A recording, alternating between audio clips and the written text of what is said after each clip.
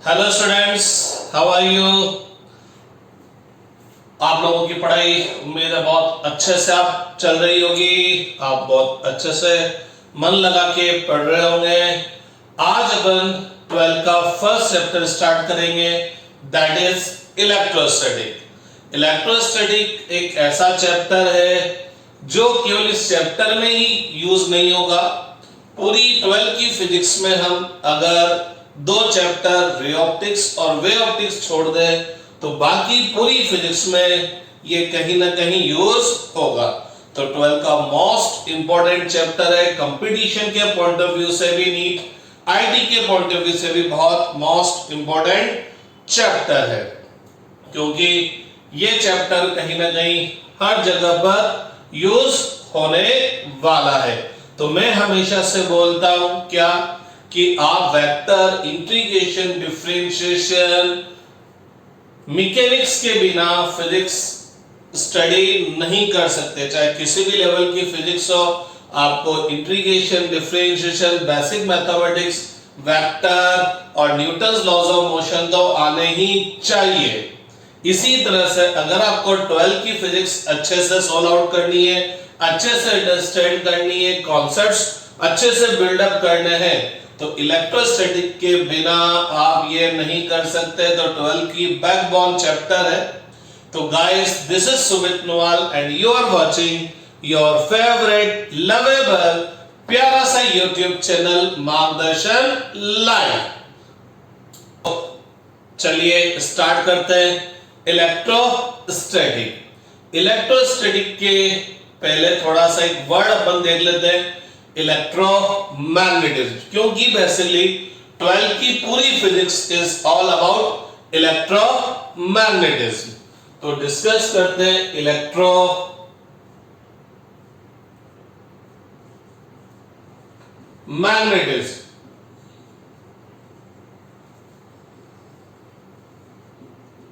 Electromagnetism, तो भाई electromagnetism क्या है? नाम से पता लग रहा है, इलेक्ट्रिक और मैग्नेटिक फील्ड। तो फिजिक्स का एक ऐसा ब्रांच है, फिजिक्स का एक ऐसा पार्ट है जिसमें हम केवल इलेक्ट्रिक फील्ड और मैग्नेटिक फील्ड को स्टडी करते हैं।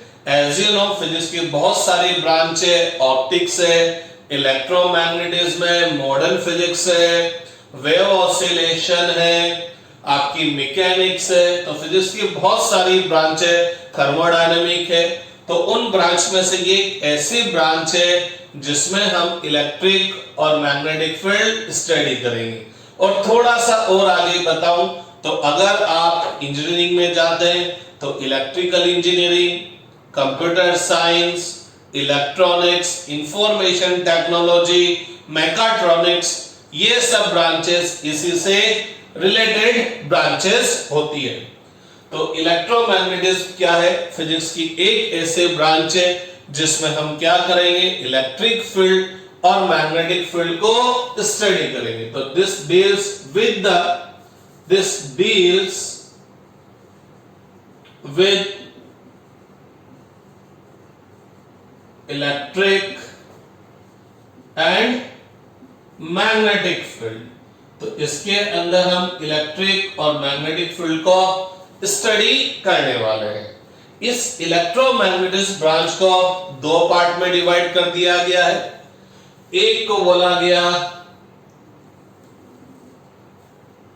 इलेक्ट्रोस्टैटिक,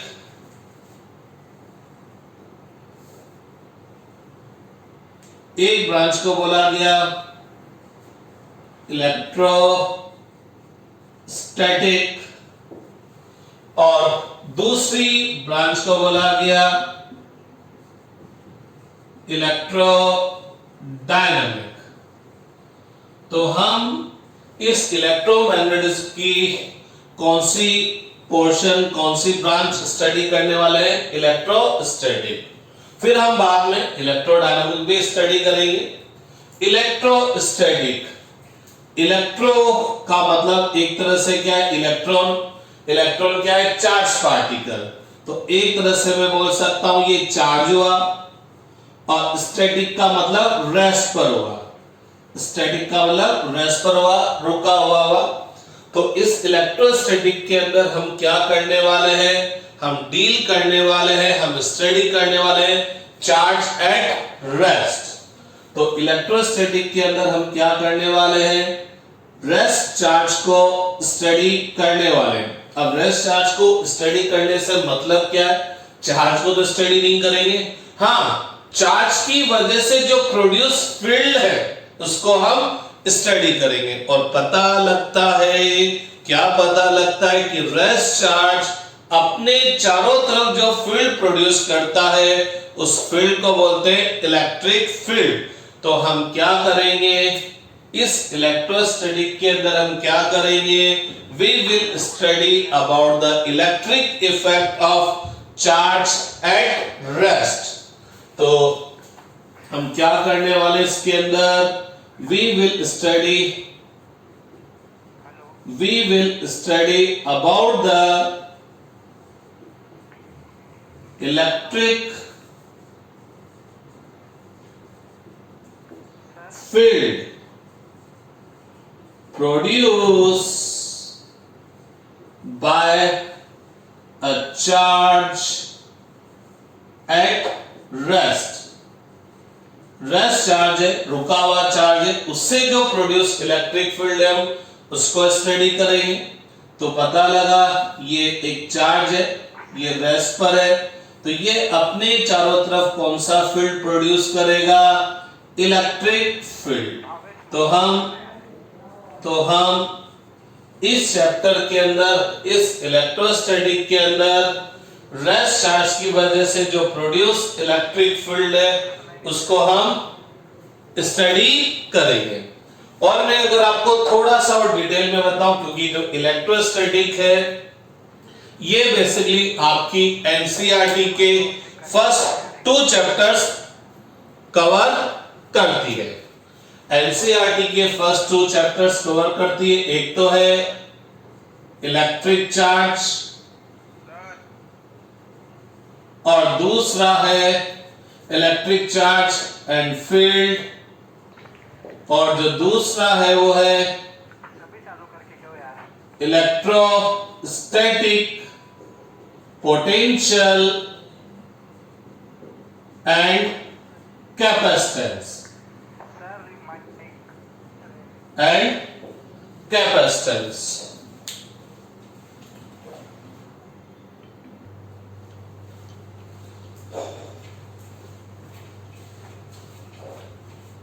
तो हम जो इलेक्ट्रोस्टैटिक चैप्टर स्टडी कर रहे हैं, इस चैप्टर में हम एनसीईआरटी के फर्स्ट 2 चैप्टर्स कवर करेंगे।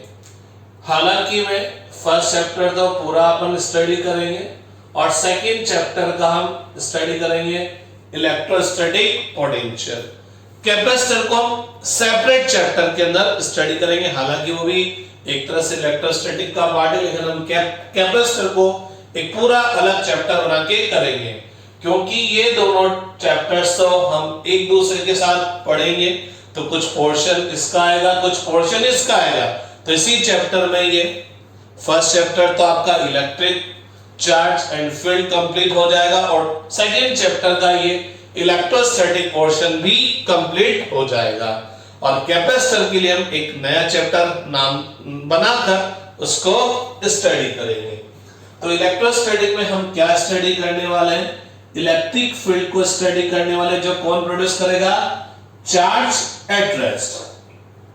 मैं अगर थोड़ी सी डिटेल में चल जाऊं तो ये चार्ज रेस्ट पर है, तो ये अपने चारों तरफ क्या प्रोड्यूस करेगा, इलेक्ट्रिक फील्ड प्रोड्यूस करेगा।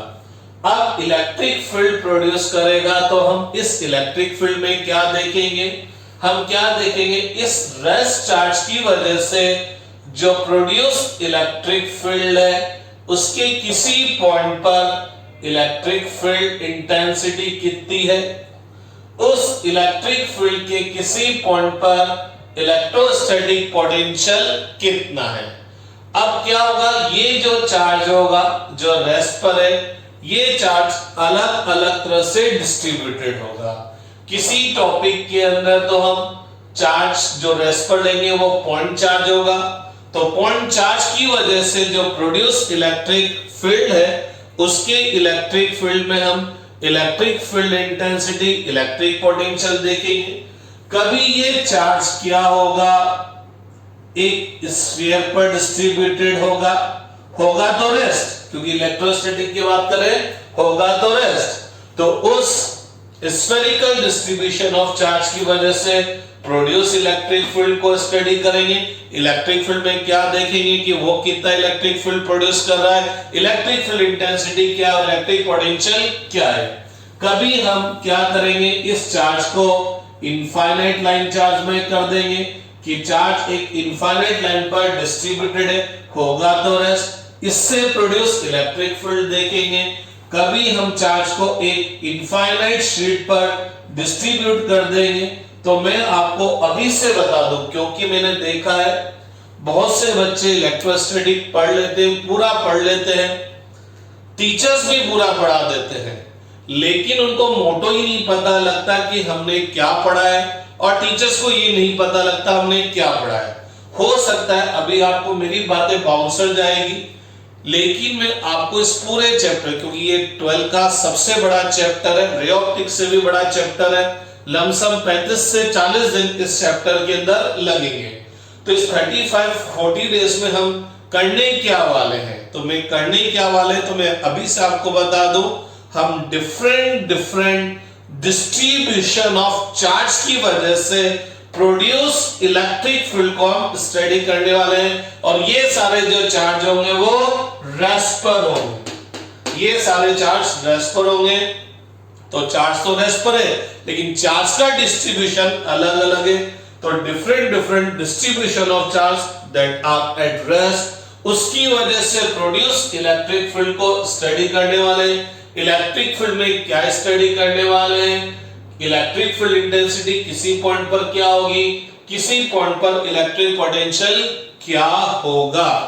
तो पता लगता है अगर चार्ज रेस्ट पर है, चाहे चार्ज किसी भी तरह से डिस्ट्रीब्यूटेड हो, एक पॉइंट पर रखा हो, चाहे फैला हो, चाहे चार्ज इस तरह से भी रखी हो, डिसकंटिन्यूअस डिस्ट्रीब्यूशन हो, आर्बिट्रेरी डिस्ट्रीब्यूशन हो, अगर चार्ज रेस्ट पर है तो चार्ज रेस्ट पर है तो वो क्या प्रोड्यूस करेगा, केवल इलेक्ट्रिक फील्ड प्रोड्यूस करेगा। तो मैं बोल सकता हूं अगर आपका चार्ज रेस्ट पर है, आपका चार्ज रेस्ट पर है, तो ये केवल क्या प्रोड्यूस करेगा, only electric field, produce only electric field. तो charge at rest produce only electric field, ठीक है। तो ये इलेक्ट्रोस्टैटिक के जिसको हम स्टडी करने वाले नेक्स्ट 35 डेज 35 to 40 डेज हम इसी को पढ़ने वाले हैं। अब जो आपका इलेक्ट्रोडायनामिक है, इलेक्ट्रो बोले तो अगेन चार्ज, डायनामिक बोले तो एक तरह से मोशन। तो इसके अंदर क्या होगा, चार्ज मोशन में होगा, और जब चार्ज चल रहा होगा, मोशन में होगा, तो वो अपने चारों तरफ इलेक्ट्रिक फील्ड के साथ साथ मैग्नेटिक फील्ड भी प्रोड्यूस करेगा। तो इस इलेक्ट्रोडायनामिक के अंदर हम क्या करने वाले हैं, we will study about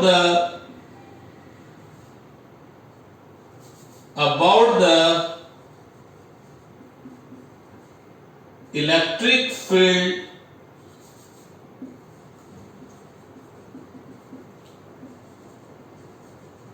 and magnetic field produced by a charge in motion। अगर चार्ज मूव कर रहा है तो उसकी वजह से जो प्रोड्यूस इलेक्ट्रिक फील्ड और मैग्नेटिक फील्ड को हम स्टडी करने वाले हैं। तो गौर फरमाना, यहां पर चार्ज मोशन में, चार्ज चल रहा है, तो जब भी कोई पार्टिकल अगर मोशन में होता है तो हम उस मोशन को हम काइनेटिक्स में पढ़कर आते हैं। हम उस मोशन को दो पार्ट में डिवाइड कर देते हैं। क्या during the motion velocity constant है और क्या during the motion velocity change हो रही है। अगर during the motion velocity constant है तो एक्सेलरेशन जीरो होगा। इस टाइप के मोशन को हम क्या बोलते हैं, uniform motion, and you can say non accelerated motion. And if during the motion velocity is changing तो नॉन यूनिफॉर्म मोशन हो जाएगा, जिसको हम क्या बोलते हैं, एक्सेलरेटेड मोशन। तो हम क्या करते हैं, इसको भी दो पार्ट में डिवाइड कर देते हैं। इसको भी दो पार्ट में डिवाइड कर देते हैं। यहां चार्ज चल रहा है और जब चार्ज चल रहा है तो ये इलेक्ट्रिक फील्ड के साथ साथ मैग्नेटिक फील्ड प्रोड्यूस करेगा। लेकिन इसके मोशन को भी हमने दो पार्ट में डिवाइड कर दिया। एक तो होगा यूनिफॉर्म मोशन और एक होगा नॉन यूनिफॉर्म मोशन। तो अब अपन बात कर रहे हैं यूनिफॉर्म मोशन के बारे में। यूनिफॉर्म मोशन में क्या होगा, पार्टिकल चार्ज चलेगा विद कांस्टेंट वेलोसिटी, और जब वेलोसिटी कांस्टेंट होगी तो एक्सेलरेशन क्या होगा, जीरो। दैट्स व्हाई इसको हम नॉन एक्सेलरेटेड मोशन भी बोल देते हैं। और पता लगता है if charge is moving with uniform velocity it produce only electric and magnetic field. तो ये क्या करता है, इलेक्ट्रिक और मैग्नेटिक फील्ड दोनों प्रोड्यूस करता है। और अगर आपका चार्ज मूव कर रहा है विद वेरिंग वेलोसिटी तो इस टाइप के मोशन को क्या बोलेंगे, अगर वेलोसिटी वेरी कर रही है तो नो डाउट उसके अंदर एक्सेलरेशन प्रोड्यूस होगा। तो इसको हम बोलेंगे non uniform motion, non uniform motion. और आप चाहे तो इसको बोल सकते हैं क्या, एक्सेलरेटेड मोशन, क्योंकि ड्यूरिंग द मोशन पार्टिकल के अंदर क्या प्रोड्यूस कर रहा है, क्या प्रोड्यूस हो रहा है, एक्सेलरेशन। तो अगर कोई चार्ज पार्टिकल वेरिंग वेलोसिटी से मूव करेगा तो ये इलेक्ट्रिक फील्ड और मैग्नेटिक फील्ड तो प्रोड्यूस करेगा ही करेगा, साथ साथ ये क्या करेगा, रेडिएट्स एनर्जी, एनर्जी को भी रेडिएट करेगा, एनर्जी को भी रेडिएट करेगा। एनर्जी रेडिएट करेगा, एनर्जी ट्रेवल करेगी। तो जब एनर्जी एक जगह से दूसरी जगह ट्रेवल करेगी तो उसको हम क्या बोलते हैं, वेव। और उस रेडिएशन में इलेक्ट्रिक और मैग्नेटिक फील्ड दोनों होंगे तो उसको हम क्या बोलेंगे, इलेक्ट्रोमैग्नेटिक वेव। तो मैं आपको बता दूं कि इलेक्ट्रोस्टैटिक ऑलमोस्ट फर्स्ट 2 चैप्टर्स है और जो इलेक्ट्रोडायनामिक है ये आपका इलेक्ट्रिक करंट है जो एनसीईआरटी का 3rd चैप्टर है। फिर ये magnetic effect of electric current है। फिर ये आपके इलेक्ट्रोडायनामिक्स के अंदर मैग्नेटिज्म आएगा, मैग्नेटिज्म एंड मैग्नेटिक मटेरियल्स। फिर आपका क्या आएगा, इलेक्ट्रोमैग्नेटिक इंडक्शन। फिर क्या आएगा, ऑल्टरनेटिंग करंट। ये मॉडर्न फिजिक्स में भी यूज होगा। और एक और चैप्टर है इलेक्ट्रोमैग्नेटिक वेव। तो ऑलमोस्ट पूरी फिजिक्स ऑप्टिक्स को छोड़कर, रे ऑप्टिक्स और वे ऑप्टिक्स को छोड़कर सबके अंदर क्या आएगा, इलेक्ट्रोमैग्नेटिज्म। क्या आएगा, इलेक्ट्रोमैग्नेटिज्म। तो आपको एक सिंपल सी बात बता दो, चार्ज रेस्ट पर होगा तो वो केवल क्या प्रोड्यूस करेगा, इलेक्ट्रिक फील्ड। अगर चार्ज मूव कर रहा है विद कांस्टेंट वेलोसिटी तो ये क्या प्रोड्यूस करेगा, both electric and magnetic field. Electric field को जनरली ई से और मैग्नेटिक फील्ड को बी से रिप्रेजेंट किया जाता है। और अगर आपका चार्ज मूव कर रहा है विद नॉन यूनिफॉर्म वेलोसिटी, यहाँ एक्सीलरेशन 0 होगा और यहाँ एक्सीलरेशन 0 नहीं होगा। ये दोनों इलेक्ट्रोडायनेमिक है, ये इलेक्ट्रोस्टैटिक है। तो ये इलेक्ट्रिक फील्ड और मैग्नेटिक फील्ड तो प्रोड्यूस करेगा ही करेगा, साथ साथ रेडिएट्स एनर्जी। और रेडिएट्स एनर्जी को मैं क्या बोल सकता हूं, produce EM waves, electromagnetic wave. लेकिन अभी हम जो स्टडी करने वाले हैं वो केवल इलेक्ट्रोस्टैटिक करने वाले हैं। तो इलेक्ट्रोस्टैटिक में हम जो भी इलेक्ट्रिक फील्ड, क्योंकि इलेक्ट्रोस्टैटिक में क्या होगा, चार्ज रेस्ट पर होगा और रेस्ट चार्ज क्या प्रोड्यूस करेगा, इलेक्ट्रिक फील्ड। तो अब इस चैप्टर में हम केवल क्या करने वाले हैं, डिफरेंट डिस्ट्रीब्यूशन ऑफ चार्ज की वजह से क्या देखने वाले हैं, इलेक्ट्रिक फील्ड। तो नेक्स्ट 30 to 40 डेज में हम केवल इलेक्ट्रिक फील्ड को ही देखेंगे, जो कि किससे प्रोड्यूस होगा, चार्ज एट रेस्ट से। बस उसका डिस्ट्रीब्यूशन क्या होगा, अलग अलग होगा। तो आप राइट डाउन कर लीजिए, पॉज कर लिख लीजिए या स्क्रीनशॉट ले लीजिए।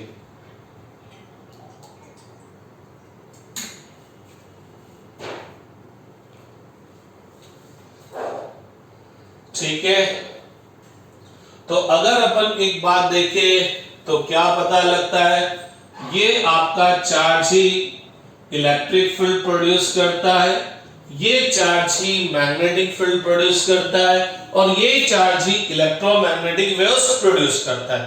तो अपन बात समझने की कोशिश करते हैं कि चार्ज होता क्या है, क्या डेफिनेशन है चार्ज की, व्हाट इज चार्ज, चार्ज ए क्या बना, उसको अपन समझने की कोशिश करते हैं। तो राइट डाउन कर लिया होगा आपने, मैं रब करने जा रहा हूं। तो अपन ये देखते हैं कि चार्ज है क्या चीज, चार्ज है क्या चीज। तो बेसिकली जो चार्ज है वो मैटर की एक इंट्रिंसिक प्रॉपर्टी है। इंट्रिंसिक प्रॉपर्टी का मतलब उसकी नेज गुण है। अब नेज गुण का मतलब क्या है, ऊपर वाले ने मटेरियल को, मैटर को अपने आप ये प्रॉपर्टी दी है। ठीक है, आप क्यों आई, किस लिए आई, कैसे आई, ये कोई रीजन नहीं होगा, क्योंकि ये ऊपर वाले की ही मेहरबानी है। तो चार्ज बेसिकली क्या होती है, इंट्रिंसिक प्रॉपर्टी होती है। क्या इंट्रिंसिक प्रॉपर्टी होती है, जो क्या करती है, इलेक्ट्रिक और मैग्नेटिक फील्ड प्रोड्यूस करती है। और अगर किसी चार्ज को इलेक्ट्रिक और मैग्नेटिक फील्ड में रख दे तो वो उसको एक्सपीरियंस भी करती है। यो समझिएगा, यो समझिएगा। व्हाट इज चार्ज, चार्ज क्या चीज है। ठीक है, आप इसको यो समझ सकते हैं, लेट अस सपोज कोई कॉम है, कंधा है जिससे बाल बाल बनाते, हीरो शीरो बनते हम लोग।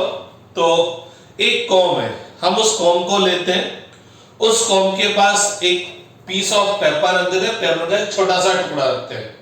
हमने कॉम के पास पेपर का छोटा सा टुकड़ा रखा, या माइन्यूट 10 पार्टिकल, लाइट 10 पार्टिकल रख दिए, तो पता लगता कुछ भी नहीं होता, पार्टिकल जाके जहां पड़े, पेपर का पीस भी वहां का वहीं पड़ा है। लेकिन जब मैं उस कॉम को हेयर से, बालों से अच्छी तरह से रब कर लो, अच्छे से रगड़ लो, और अब मैं उस कॉम को 10 पार्टिकल या पेपर के पीस के पास ले जाऊं, तो क्या होगा, कॉम क्या करता है, 10 पार्टिकल या पेपर पीस को अपनी तरफ अट्रैक्ट कर लेता है।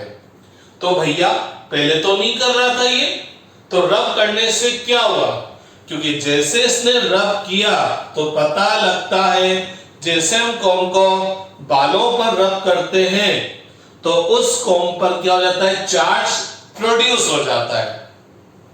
पहले उस पर कोई चार्ज नहीं था, या ये बोलना चाहिए मेरे को, उसके अंदर चार्ज तो थे लेकिन नेट चार्ज क्या था, 0। वो अपन अभी थोड़ी देर बाद समझने की कोशिश करेंगे।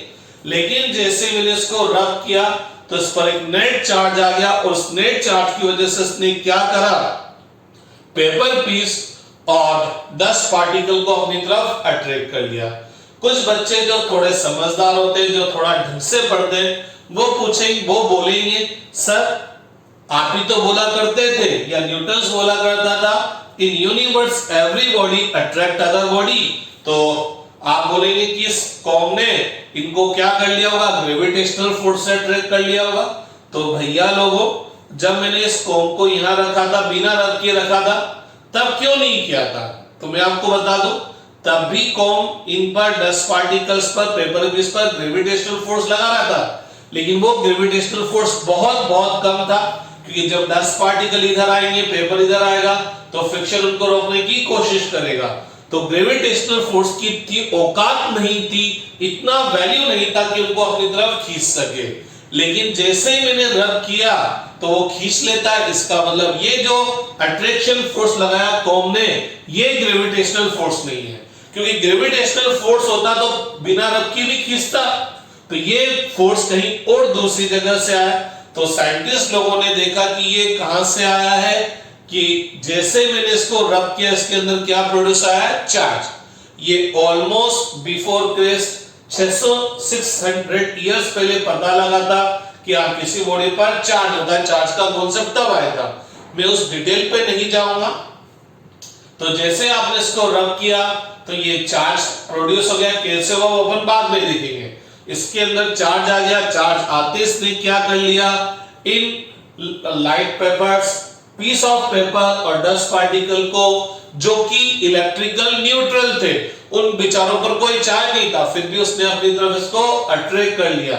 तो किसी बॉडी पर अगर चार्ज आता है तो वो क्या करता है, इलेक्ट्रिक और मैग्नेटिक इफेक्ट प्रोड्यूस करता है और खुद एक्सपीरियंस भी करता है।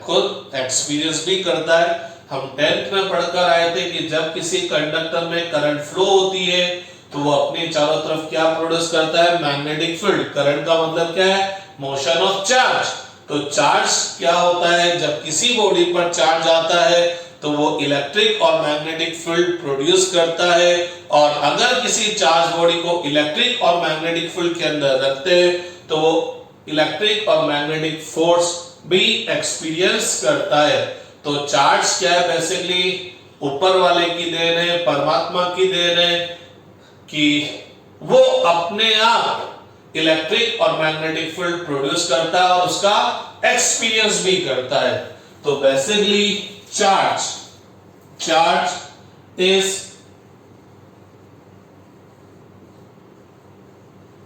Intrinsic property of matter that produce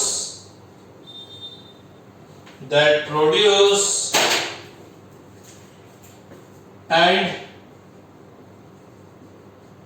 experience electric and magnetic effect. तो उसके अंदर इलेक्ट्रिक और मैग्नेटिक इफेक्ट प्रोड्यूस हो जाते हैं। वो प्रोड्यूस भी करता है और इलेक्ट्रिक और मैग्नेटिक इफेक्ट भी एक्सपीरियंस करता है। It is the intrinsic property of matter. ऊपर वाले ने मैटर को अपने आप ये प्रॉपर्टी दी है। ठीक है, जिस तरह से हर चीज के अंदर एक मास होता है, क्यों होता है, इसका कोई रीजन नहीं। ठीक है, दूसरी बात जो है चार्ज के बारे में, तो अगर अपन यूनिट ऑफ चार्ज की बात करते हैं तो यूनिट ऑफ चार्ज की हम बात करें तो इन एसआई सिस्टम इंटरनेशनल में इसका जो यूनिट है, बेसिक यूनिट, वो क्या है, ampere into second. SI basic का मतलब इन टर्म्स ऑफ फंडामेंटल यूनिट्स। तो ऐसे सिस्टम के अंदर हम चार्ज का unit in terms of fundamental units, अरे नाम सुना सा लगता है। आप लोगों ने 11th क्लास में फिजिकल क्वांटिटी को 3 पार्ट में डिवाइड किया था, फंडामेंटल, डिराइव्ड और सप्लीमेंट्री क्वांटिटीज। ठीक है, तो हमने बोला था कि हम डिराइव्ड क्वांटिटीज के यूनिट्स किसके फॉर्म में राइट करेंगे, in terms of fundamental units. तो 7 फंडामेंटल क्वांटिटीज थी, mass, length, time, temperature, current, luminous intensity and quantity of substance. इन 7 फंडामेंटल क्वांटिटीज के 7 फंडामेंटल यूनिट्स थे। मास का यूनिट किलोग्राम, लेंथ का यूनिट मीटर, टाइम का यूनिट सेकंड, करंट का unit ampere, temperature का केल्विन, लुमिनस इंटेंसिटी का candela और क्वांटिटी ऑफ सब्सटेंस का मोल। और 2 सप्लीमेंट्री क्वांटिटीज थी, angle and solid angle. Angle का यूनिट रेडियन, सॉलिड एंगल का steradian and rest are derived quantities. और उन डिराइव्ड क्वांटिटीज के यूनिट्स हम फंडामेंटल क्वांटिटीज के फॉर्म में राइट करेंगे। तो अगर हम चार्ज का यूनिट राइट करना चाहेंगे इन टर्म्स ऑफ फंडामेंटल यूनिट्स तो क्या आएगा, एम्पीयर इनटू सेकंड। और इस एम्पीयर इनटू सेकंड को हम लोग कूलॉम भी बोलते हैं। तो ये ऐसा सिस्टम में डिराइव्ड यूनिट्स है। गौर फरमाना, दोनों ऐसा सिस्टम में ये फंडामेंटल यूनिट्स के फॉर्म में और ये डिराइव्ड यूनिट्स के फॉर्म में। इसको हम राइट करते हैं shortcut capital C. CGS system में चार्ज के 2 यूनिट है, एक तो इलेक्ट्रोस्टैटिक यूनिट है और एक इलेक्ट्रोमैग्नेटिक यूनिट है। तो अगर अपन सीजीएस इलेक्ट्रोस्टैटिक यूनिट पर जाएंगे तो इसका इन सीजीएस इलेक्ट्रोस्टैटिक यूनिट में जाएंगे तो यूनिट ऑफ चार्ज आएगा स्टेट कूलॉम। क्या आएगा, स्टेट कूलॉम। इसको हम ऐसे भी राइट कर सकते हैं, इसको शॉर्टकट में ESU इलेक्ट्रोस्टैटिक यूनिट भी बोल सकते हैं। और इसका एक और नाम आता है फ्रैंकलिन, जिसको हम किससे रिप्रेजेंट करते हैं, FR से रिप्रेजेंट करते हैं। इन CGS इलेक्ट्रोमैग्नेटिक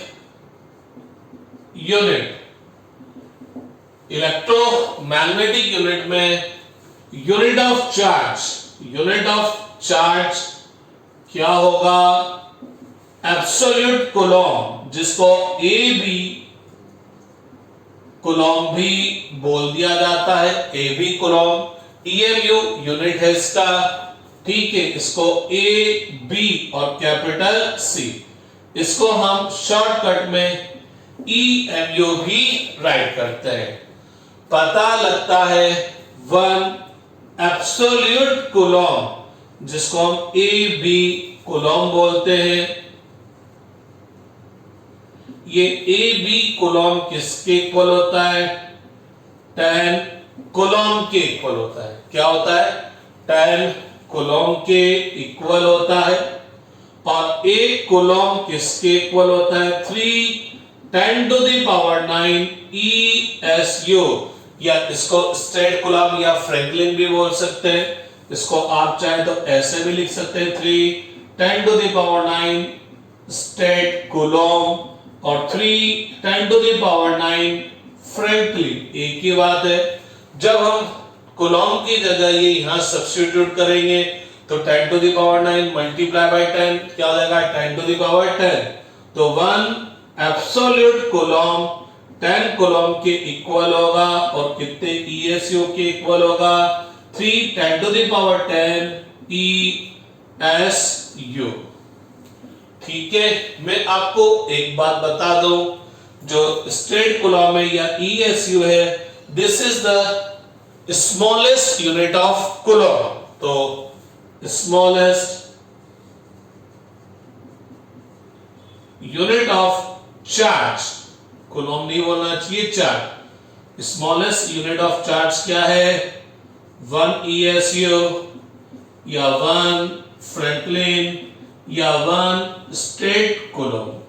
अब बात आती है कि ये तो स्मॉलेस्ट है, तो बिगेस्ट क्या है? तो biggest unit of charge, biggest unit of charge is Faraday, is Faraday. 1 Faraday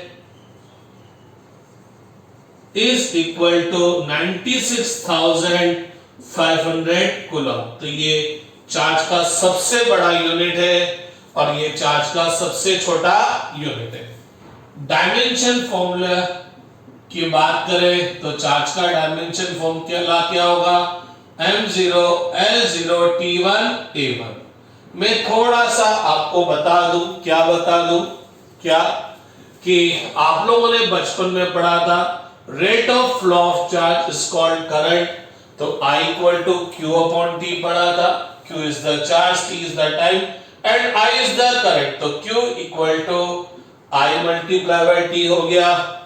तो unit of charge in terms of fundamental units, I fundamental quantity है, T फंडामेंटल क्वांटिटी है। तो यहां से इसका फंडामेंटल यूनिट क्या आता है? Ampere into second. तो unit of charge in terms of fundamental quantity, unit of current ampere, unit of time second, और इसी को हम क्या बोलते हैं? कूलम। इसी को हम क्या बोलते हैं? कूलम बोलते हैं। तो ये तो हो गया बेसिक एसआई यूनिट हो गया और ये हो गया derived SI unit. Similarly dimension फॉर्मूले की बात करेंगे तो किसी भी फिजिकल क्वांटिटी का डायमेंशन फॉर्मूला हमको फाइंड आउट करना होता है। तो हम 11 में बोलते थे कि उस फिजिकल क्वांटिटी को फंडामेंटल क्वांटिटी के फॉर्म में राइट कर दो। तो हमने चार्ज को I और T के फॉर्म में राइट कर दिया। डायमेंशन फॉर्मूला ऑफ चार्ज क्या होगा? Dimension formula of current A1 और multiply by dimension formula of time कितना हो गया? T1। m की पावर 0 l की पावर 0 रख दी है हमने। इसका मतलब जो करंट, जो चार्ज होगा उसकी मास और लेंथ में कोई डायमेंशन नहीं होगी। टाइम और करंट में उसकी डायमेंशन कितनी होगी? 1 होगी। It is a scalar quantity.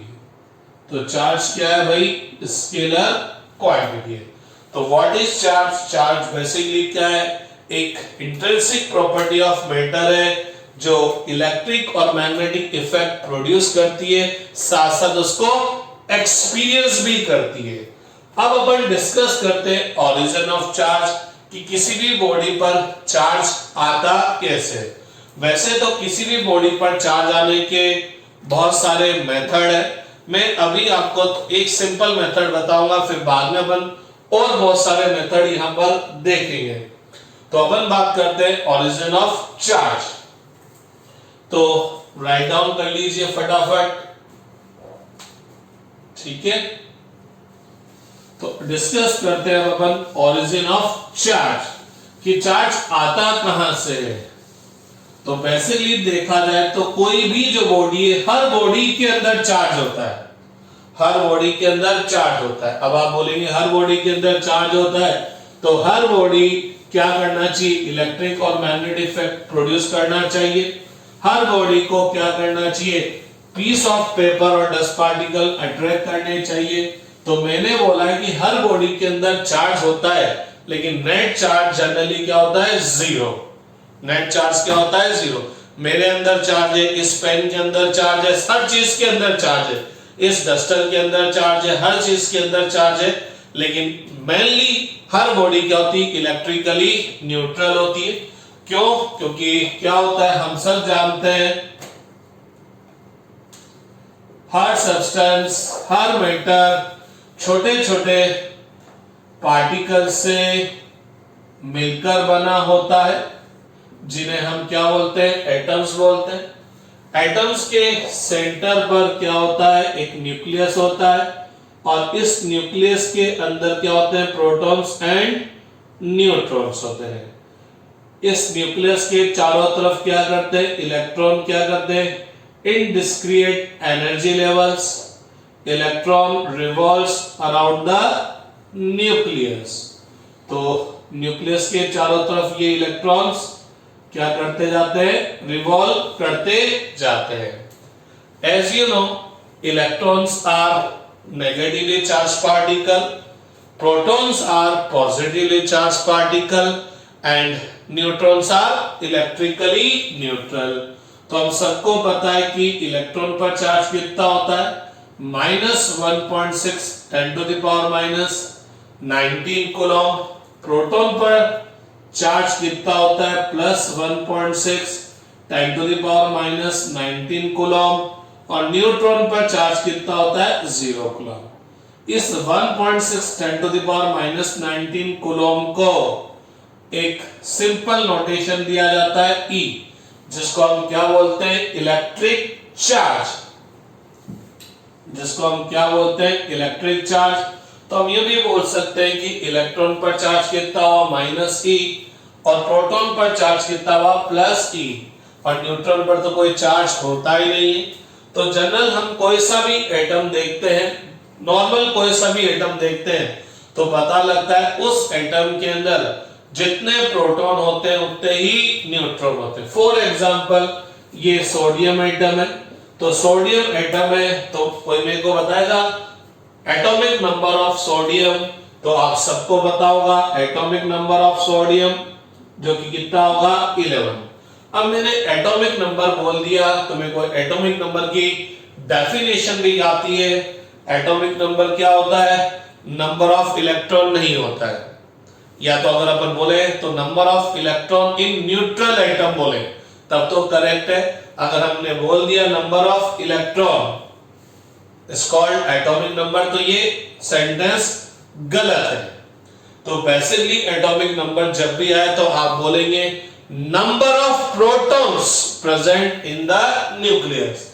तो सोडियम का एटॉमिक नंबर 11 है, तो सोडियम के एटम के न्यूक्लियस में कितने प्रोटॉन्स प्रेजेंट है, 11 प्रोटॉन्स प्रेजेंट है।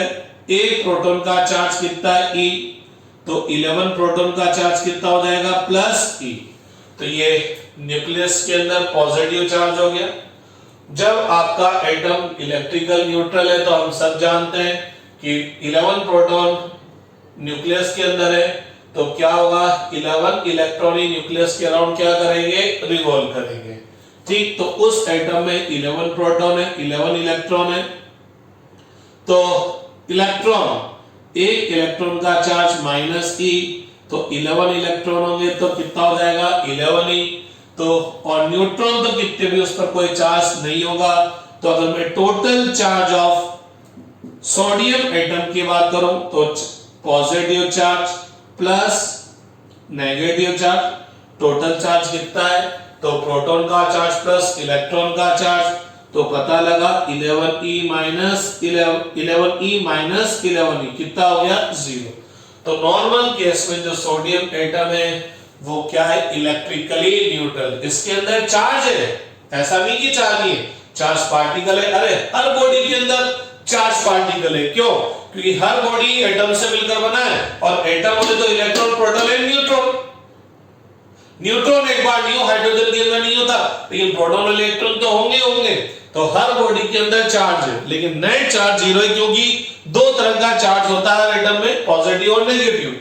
तो इलेक्ट्रिकली क्या हो गया, न्यूट्रल हो गया। अब अगर मैं इस सोडियम को किसी तरह से रब कर दूं, इस सोडियम को मैंने किसी तरह से रब कर दिया और इसका जो ये आउटर मोस्ट इलेक्ट्रॉन है इसको बाहर निकाल दिया। जैसे इसको आउटर मोस्ट इलेक्ट्रॉन को बाहर निकालूंगा तो मेरे को एक बात बताएं कि जैसे मैंने इस इलेक्ट्रॉन को बाहर निकाला तो अब जो सोडियम बचेगा, जो एटम बचेगा, उसका एटॉमिक नंबर कितना होगा। जैसे मैंने इलेक्ट्रॉन को बाहर निकाल लिया, इसका एटॉमिक नंबर कितना होगा, 11 का 11 ही होगा। क्यों, क्योंकि न्यूक्लियस में तो अभी भी 11 ही प्रोटॉन है, 11 ही प्रोटॉन है। तो ध्यान रखना, atomic number number of electron नहीं होता है, एटॉमिक नंबर क्या होता है, number of proton present in the nucleus. अगर आपको केमिस्ट्री थोड़ी ढंग से पढ़ी हो तो आपकी जो पीरियोडिक टेबल है वो एटॉमिक नंबर के हिसाब से ही बनी हुई है। और अगर मैं किसी एटम का एटॉमिक नंबर चेंज कर दूं तो बेसिकली एलिमेंट ही चेंज हो जाएगा। अगर इसका एटॉमिक नंबर में 10 कर दूं, एटॉमिक नंबर 10 करने का मतलब अब न्यूक्लियस के अंदर 11 प्रोटॉन की जगह 10 प्रोटॉन होंगे। तो अगर मैं सोडियम एटम में से उसके न्यूक्लियस में से एक प्रोटॉन बाहर निकाल लूं तो सोडियम सोडियम नहीं रहेगा, नियॉन में कन्वर्ट हो जाएगा। किसमें कन्वर्ट हो जाएगा? नियॉन में कन्वर्ट हो जाएगा, क्योंकि proton number of proton change होते ही एटॉमिक नंबर चेंज हो गया, बोले तो एलिमेंट चेंज हो गया। तो इलेक्ट्रॉन को जब आप बाहर निकालते हैं, इलेक्ट्रॉन देते हैं, तो एलिमेंट चेंज नहीं होता, उस एलिमेंट पर चार्ज जरूर आ जाता है। जैसे मैं इस इलेक्ट्रॉन को बाहर निकालूंगा, केमिस्ट्री वाले बोलते हैं क्या हो गया? Na+ है तो सोडियम ही ना, नियॉन थोड़ी लिख दिया मैंने, है तो सोडियम ही, ठीक। लेकिन सोडियम में इस एटम पर कौन सा चार्ज आ गया? पॉजिटिव चार्ज आ गया। क्यों आ गया वो देख लेते हैं। जैसे मैं इसमें से एक इलेक्ट्रॉन बाहर निकालूंगा, प्रोटॉन तो अभी भी 11 के 11, लेकिन अब के बाद इलेक्ट्रॉन केवल 10 ही रह गए। तो अब इस पर जो चार्ज आ जाएगा वो कितना आ जाएगा? कितना आ जाएगा? +E आ जाएगा। तो अगर आप क्या करते हो, किसी बॉडी को जब रब करते हो, तो रब करने से होता क्या है? रब करने से होता क्या है? हाथ गर्म हो जाते हैं। क्यों हो जाते हैं? क्योंकि आप क्या करते हैं, जब ये दो हैंड्स रब कर रहे हैं तो हमको क्या करना पड़ रहा है? ये हैंड्स, ये वाला हाथ इस वाले हाथ पर स्लाइड कर रहा है, तो ये दोनों सरफेस एक दूसरे पर स्लाइड कर रही है, तो फ्रिक्शन फोर्स लगाएगी। हमको उस फ्रिक्शन फोर्स के अगेंस्ट मैकेनिकल वर्क करना पड़ेगा, और जो वर्क करेंगे वो वर्किंग किसमें कन्वर्ट हो जाएगा? Heat energy. तो जब हम दो बॉडीज को रब करते हैं, जैसे मैंने कॉम को हेड्स पर रब किया था, तो क्या हुआ? Due to the friction energy produce हो गई, और एनर्जी प्रोड्यूस होने से क्या हुआ? एक बॉडी से इलेक्ट्रॉन निकल के क्या हो गए? दूसरी बॉडी के अंदर एंटर कर गए। जिस बॉडी से इलेक्ट्रॉन बाहर निकलेंगे, जैसे मैंने इलेक्ट्रॉन बाहर निकाला तो यहाँ इलेक्ट्रॉन कम हो गया, तो नेगेटिव चार्ज कम हो गया, तो इस पर कौन सा चार्ज आ जाएगा? पॉजिटिव। और जिस बॉडी के अंदर एक्स्ट्रा इलेक्ट्रॉन जाएंगे उस पर कौन सा चार्ज आ जाएगा? नेगेटिव। तो जैसे ही किसी बॉडी पर चार्ज प्रोड्यूस होगा, वो क्या करेगा?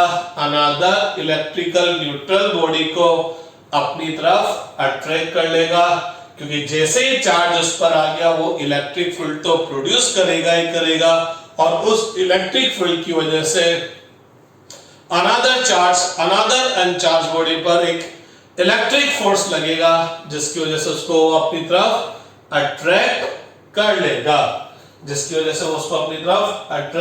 कर लेगा, तो नॉर्मल केस में कोई भी बॉडी इलेक्ट्रिकल न्यूट्रल होती है, लेकिन बाय समहाउ अगर हम उस बॉडी से इलेक्ट्रॉन बाहर निकाल लें या उस बॉडी को इलेक्ट्रॉन दे दें, तो क्या होगा? बॉडी बिकम्स चार्ज, और बॉडी पे चार्ज आते ही वो इलेक्ट्रिक और मैग्नेटिक इफेक्ट प्रोड्यूस करेगी, और खुद भी इलेक्ट्रिक और मैग्नेटिक इफेक्ट एक्सपीरियंस करेगी। अब एक बात देखते हैं कि जैसे मैंने बोला बाय समहाउ हम किसी बॉडी को चार्ज देते हैं, तो अभी अपन थोड़ी देर बाद देखेंगे कि क्या क्या प्रोसेस है किसी बॉडी को चार्ज देने के। तो उन प्रोसेस पर तो हम अभी थोड़ी देर बाद डिस्कस करेंगे। अभी हम जो बात कर रहे हैं वो फ्रिक्शन की बात कर रहे हैं। तो एक बात देखिएगा, ये जो सोडियम एटम है इसके अंदर 11 प्रोटॉन है और 11 ही इलेक्ट्रॉन है। अगर मैं इसको पॉजिटिव चार्ज देना चाहता हूं, तो इसको पॉजिटिव चार्ज देने के दो तरीके हैं। एक तो क्या करूं, अभी तो जितने पॉजिटिव उतना ही नेगेटिव है, तो एक तरीका तो क्या है, नेगेटिव चार्ज कम कर दो तो नेट पॉजिटिव आ जाएगा। दूसरा तरीका क्या है, पॉजिटिव चार्ज देने का, पॉजिटिव चार्ज इंक्रीज कर दो। अरे बाउंसर चला गया, देखना मेरे को इसको अगर पॉजिटिव चार्ज देना है तो दो तरीके, दो मेथड है। क्या करूं, इस सोडियम एटम में से एक इलेक्ट्रॉन बाहर निकाल लो, एक इलेक्ट्रॉन बाहर निकालते ही इस पर +E चार्ज आ जाएगा। एक और दूसरा तरीका है, इस सोडियम एटम के न्यूक्लियस के अंदर एक प्रोटॉन इंसर्ट कर दो। प्रोटॉन इंसर्ट करूंगा तो अब कितने प्रोटॉन हो जाएंगे, 12। इलेक्ट्रॉन तो वो क्यों वही, अब की बार मैंने इलेक्ट्रॉन नहीं निकाला, इलेक्ट्रॉन तो वो का वही लगा, तो V + E। तो अगर मैं इसको पॉजिटिव चार्ज प्रोवाइड करना चाहता हूं तो मेरे पास दो तरीके हैं।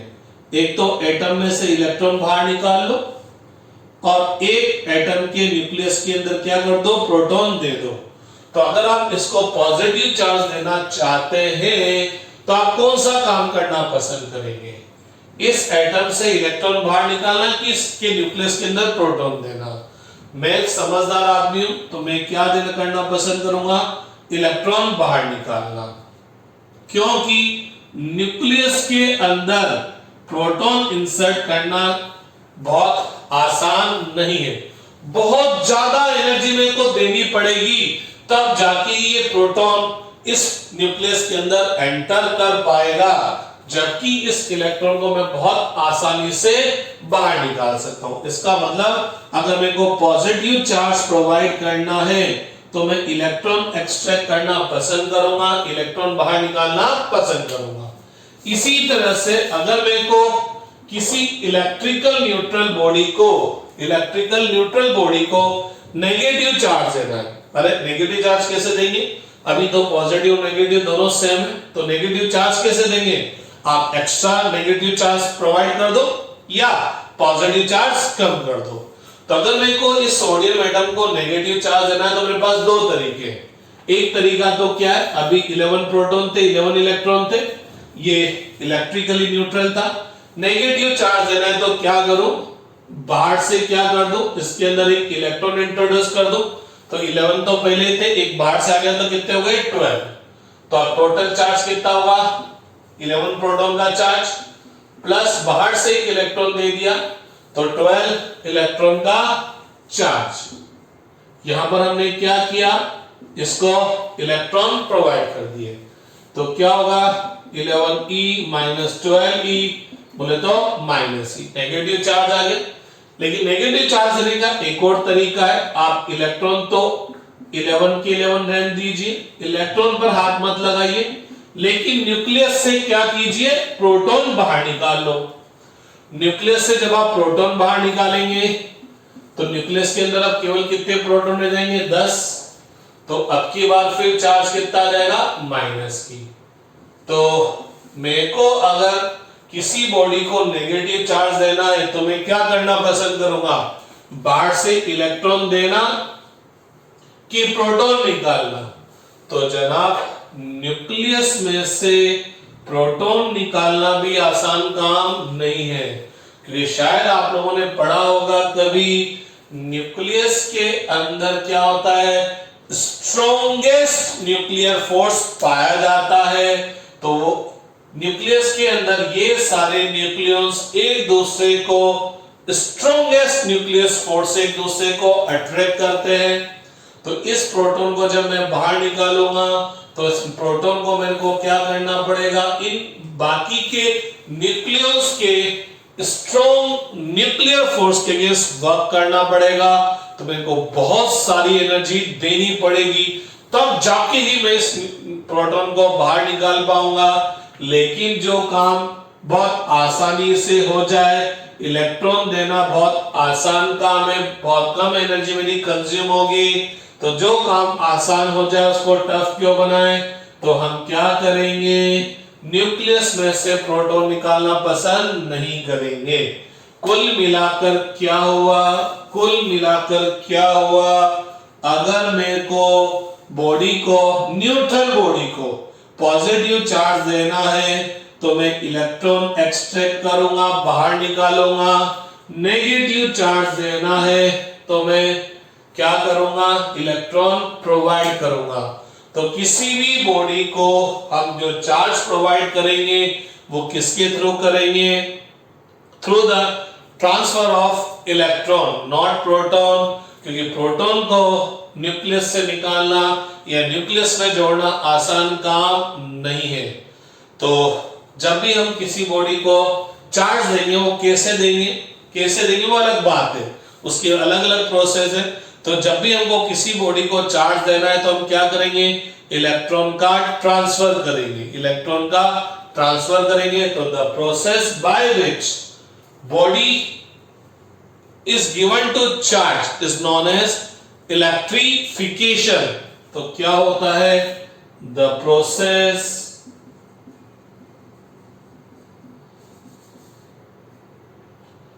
By which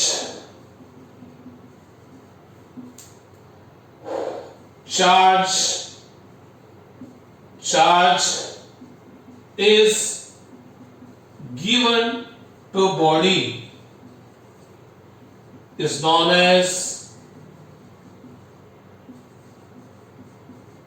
electrification.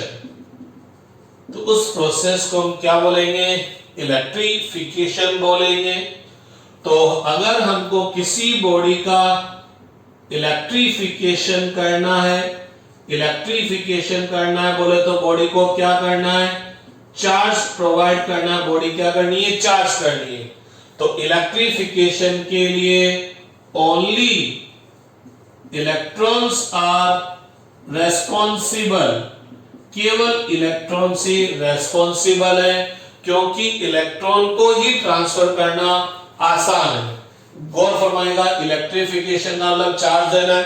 चार्ज देने का मतलब या तो पॉजिटिव देना है चाहे नेगेटिव देना है। हमने एक बात सीख लिया, पॉजिटिव चार्ज देना है तो इलेक्ट्रॉन बाहर निकालने पड़ेंगे, नेगेटिव चार्ज देना है तो इलेक्ट्रॉन के अंदर प्रोवाइड करने पड़ेंगे।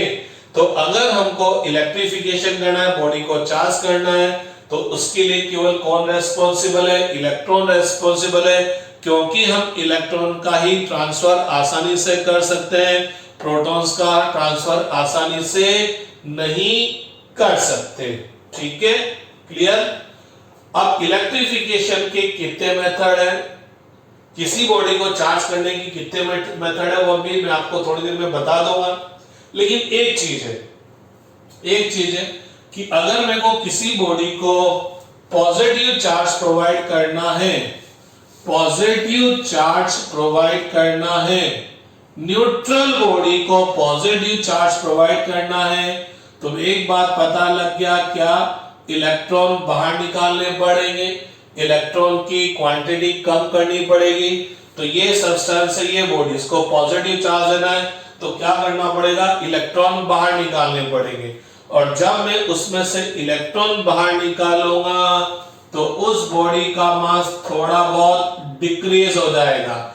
जितने इलेक्ट्रॉन बाहर निकालूंगा उतने इलेक्ट्रॉन के मास से डिक्रीज हो जाएगा, क्योंकि इलेक्ट्रॉन का मास कितना होता है, 9.1 10⁻³ किलोग्राम। मास ऑफ प्रोटॉन कितना होता है, 1.672 10⁻27 किलोग्राम। मास ऑफ न्यूट्रॉन कितना होता है, 1.675 10⁻27 किलोग्राम। तो एक और खास बात है, जो ये चार्ज पार्टिकल है और जो चार्ज पार्टिकल है कौन कौन से, इलेक्ट्रॉन और प्रोटॉन, इनका क्या होता है, मास होता है। तो एक बहुत इंपॉर्टेंट बात, charge always comes with mass। Charge हमेशा मास के साथ आता है। मीन्स जिस पार्टिकल पर अगर चार्ज है तो उसका डेफिनेटली कोई ना कोई मास होगा। मास नहीं है तो चार्ज भी नहीं है। चार्ज हमेशा मास के साथ आता है, लेकिन वैसा वर्षा सही नहीं है। मास हो सकता है लेकिन जरूरी नहीं कि चार्ज हो। फॉर एग्जांपल, जो इलेक्ट्रिकल न्यूट्रल बॉडी होते हैं, नेट चार्ज तो जीरो होता है, लेकिन उसका क्या होता है, मास होता है। हालांकि उसके अंदर चार्ज तो है, लेकिन फिर भी नेट चार्ज तो कितना है, जीरो। तो जब भी चार्ज का ट्रांसफर होगा, मास का भी ट्रांसफर होगा। एक बात समझ लीजिए, क्योंकि चार्ज हमेशा किसके साथ आता है, मास के साथ आता है। तो किसी बॉडी को अगर मेरे को पॉजिटिव चार्ज देना है तो इसमें से मेरे को क्या करने पड़ेंगे, इलेक्ट्रॉन निकालने पड़ेंगे।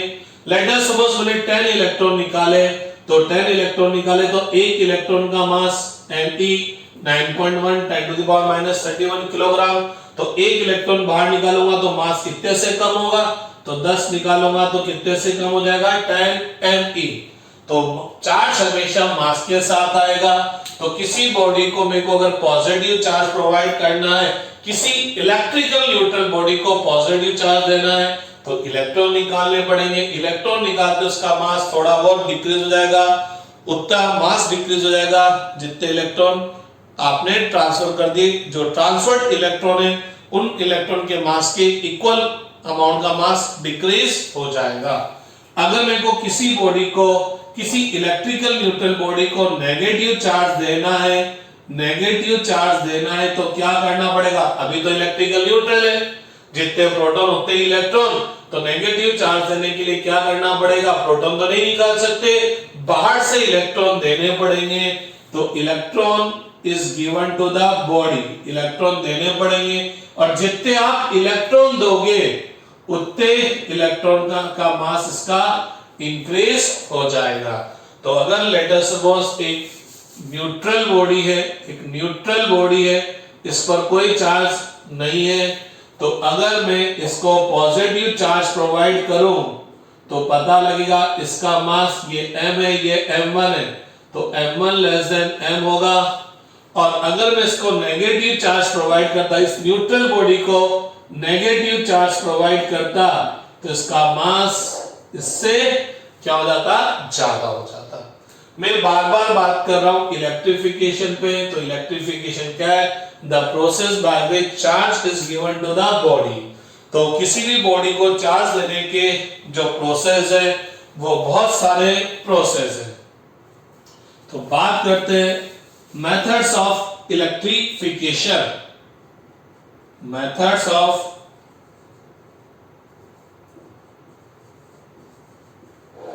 electrification, or you can say methods of charging, methods of charging। तो बहुत सारे मेथड है चार्ज करने के। एक सबसे अच्छा मेथड जो हम लोगों ने देख लिया, फ्रिक्शन। फ्रिक्शन के हम थ्रू हम किसी बॉडी को चार्ज कर सकते हैं। एक और मेथड है कंडक्शन, एक मेथड है इंडक्शन, एक मेथड है थर्मो आयनिक इमिशन, एक मेथड है फोटो इलेक्ट्रिक, चलो लिखी दो पूरा, फोटो इलेक्ट्रिक इफेक्ट, और एक और है फील्ड इमिशन, फील्ड इमिशन। अब क्या होता है, क्या होता है, हम लोगों ने मैटर्स को अलग अलग तरह से क्लासिफाइड किया हुआ है। हम बोलते हैं जो सॉलिड होते हैं या मैटर्स होते हैं वो तीन टाइप के होते हैं, conductor, insulator and semi conductor. तो जो कंडक्टर होते हैं क्या होते हैं वो अपन बाद में देखेंगे। कंडक्टर को हम इन सारे मेथड के थ्रू चार्ज प्रोवाइड कर सकते हैं।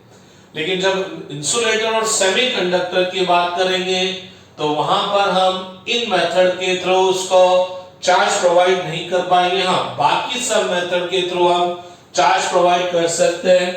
इस वाले में भी थोड़ा सा टफ जॉब है, लेकिन हम फिर भी बाकी सब मेथड के थ्रू उसको चार्ज प्रोवाइड कर सकते हैं। अब ये कैसे करेंगे हम इसको नेक्स्ट क्लास में देखेंगे। आज के लिए बहुत है, ठीक है, थैंक यू।